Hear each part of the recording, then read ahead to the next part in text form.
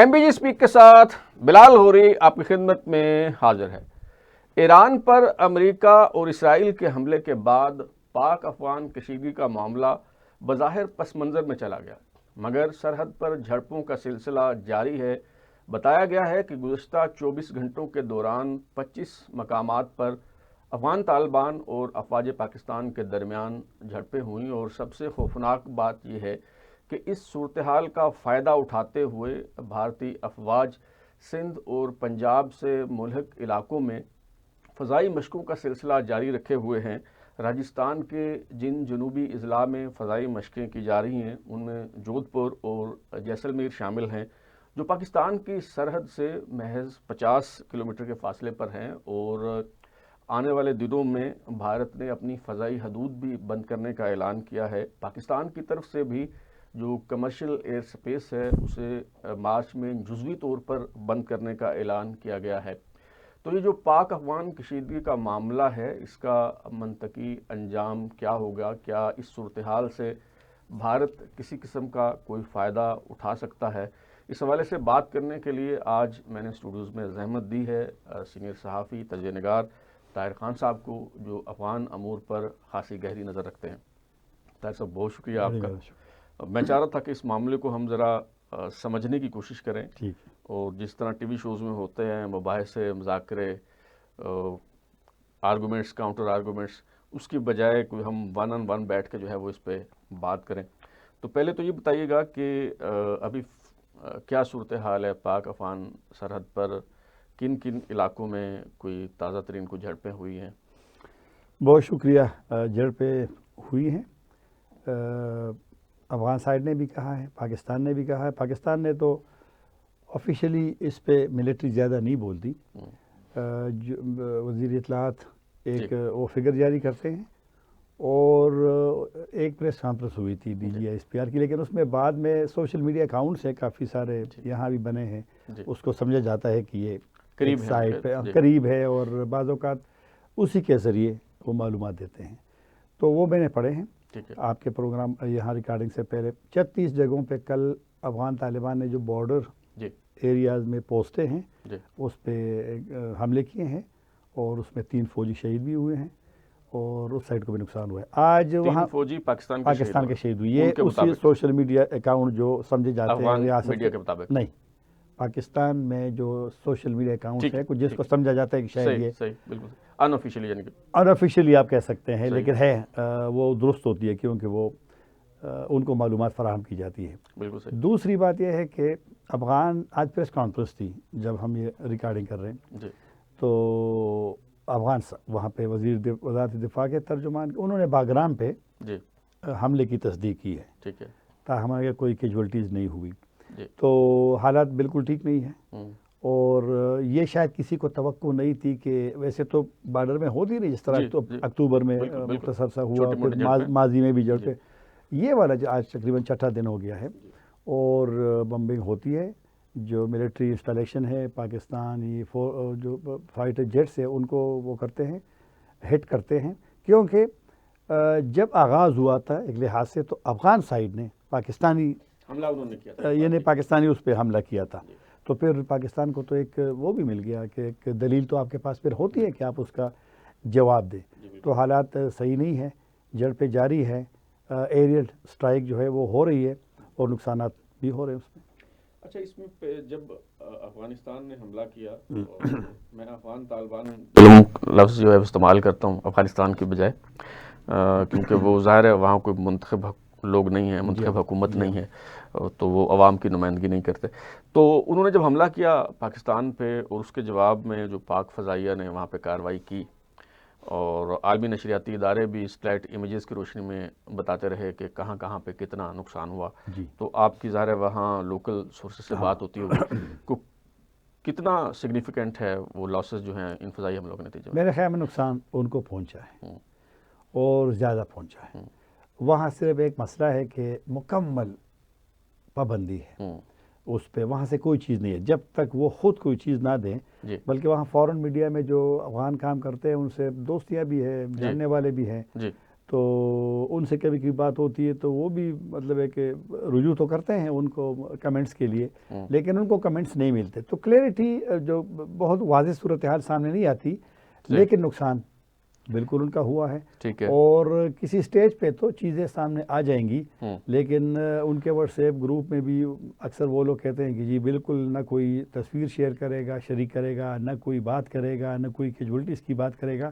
تو اس وجہ سے یہ بڑا مشکل ہوتا ہے ہمارے لیے کہ آپ ایگزیکٹ جو وہاں پر نقصان ہوا ہے اس کا، لیکن ملٹری میرے خیال میں قندھار چونکہ ان کا ایک اسپریچول ہیڈ کوارٹر بھی آپ کہہ سکتے ہیں، پھر ننگرہار جو کہ بڑا شہر ہے وہاں جو فوجی، پھر باگرام سب سے اہم ہے۔ اگر ڈونلڈ ٹرمپ بار بار باگرام کی لینے کی بات کرتے تو اس کی اہمیت ہے نا، تو وہاں ہوا ہے۔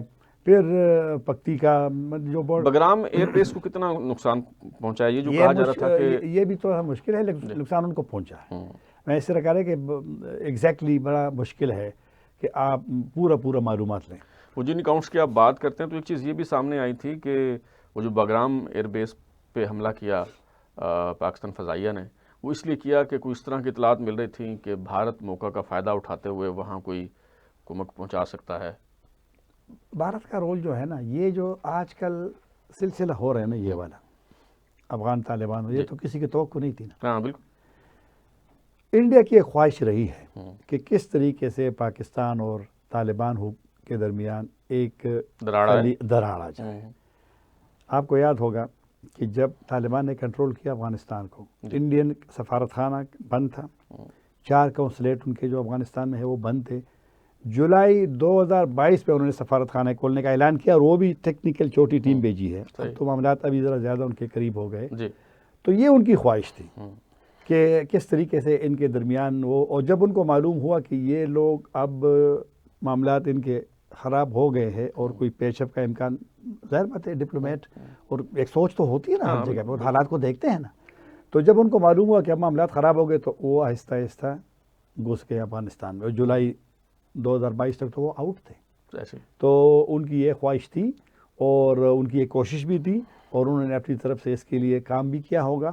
اور میں نہیں کہہ رہا ہوں کہ صرف وہی ایک فیکٹر ہے، ہمارا مسئلہ تو ظاہر بات ہے کہ گورنمنٹ آف پاکستان کا، پولیٹیکل لیڈرشپ کا، ملٹری لیڈرشپ کا تو ایک ہی موقع ہے کہ آپ یا طالبان کو لیں، پاکستانی گروپس کو لیں، ٹی ٹی پی، یا آپ ہمارے ساتھ لیں، تو وہ تو بڑا ایک کلیئر میسج ہے ان کو۔ اب یہ ان پہ ڈیپینڈ کرتا ہے کہ وہ جو موجودہ صورتحال ہے یہ جاری رہتے ہیں، یا کیوں افغانستان میں اب جنگوں کی ضرورت تو نہیں ہے۔ ہاں بالکل، 45 سال اگر آپ جنگوں میں گزاری ہے، قوم جو ہے وہ بھی تو نہیں چاہے گی۔ تو ٹھیک ہے پاکستان سے لوگ ناراض ہو گئے، لیکن جنگوں کو لوگ پسند نہیں کرتے، جنگ تو تباہی ہے نا۔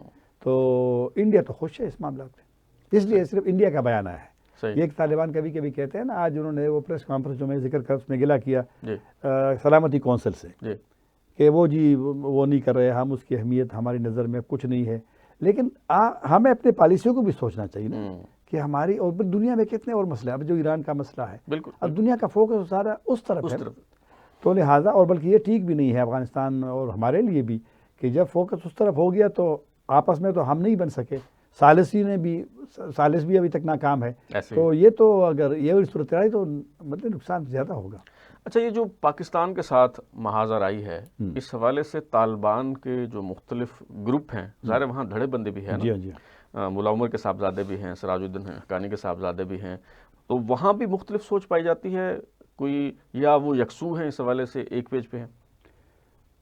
میں جب مطلب یہ تازہ صورتحال، اس صورتحال سے پہلے میں جب جاتا ہوں، میں تو تقریباً 8-9 مرتبہ طالبان آنے کے بعد بھی گیا ہوں، ملاقات ہی ہو جاتی ہے جب آپ جاتے ہیں، جس طرح آپ بنگلہ دیش گئے تھے تو آپ کی تو ملاقاتیں لوگوں سے ہوئی ہوں گی، تو ملاقاتیں ہو جاتی ہے اور اندازہ بھی آپ کو ہوتا ہے کہ وہاں سوچ کیا ہے۔ میں آپ کو بتاؤں کہ میجارٹی یعنی پاکستان کے وہ دشمن نہیں ہے، لیکن اگر آپ دشمن نہیں ہے اور پاکستان کو آپ سمجھتے ہیں کہ مسلمان ملک ہے، تعلق بھی اچھا ہونا چاہیے، لیکن پھر پاکستان میں طالبان آنے کے بعد 60% جو حملے ہیں اس میں اضافہ ہوا ہے، 3000 سے 3200 کے لگ بھگ پاکستانی فوجی شہید ہوئے ہیں، ٹھیک ہے، اس طالبان آنے کے بعد۔ تو یہ جو چیزیں ہو رہی ہے، اور روزانہ ایسا کوئی دن ہے کہ جس میں حملے نہ ہو، تو لہٰذا وہ لوگ جو ظاہر بات ہے دشمنی تو نہیں چاہتے نا، اگر آپ دوستی پاکستان سے چاہتے ہیں، اور میرے خیال میں یہ ان کے فیور میں ہے. ہوں، جتنا پاکستان اور افغانستان ایک دوسرے کی زیادہ، تو پاکستان چونکہ آپ بڑا ملک ہے، جی 25 کروڑ کی آبادی ہے، ان کا 4 کروڑ کی آبادی ہے، آپ کی پروڈکشن بھی زیادہ ہے، آپ کی یہاں پہ سب کچھ زیادہ ہے. اب ایکسپورٹس ہمارے 33% ان کو بڑے تھے گزشتہ سال 6 مہینوں میں، ان کے بھی 16 تھے.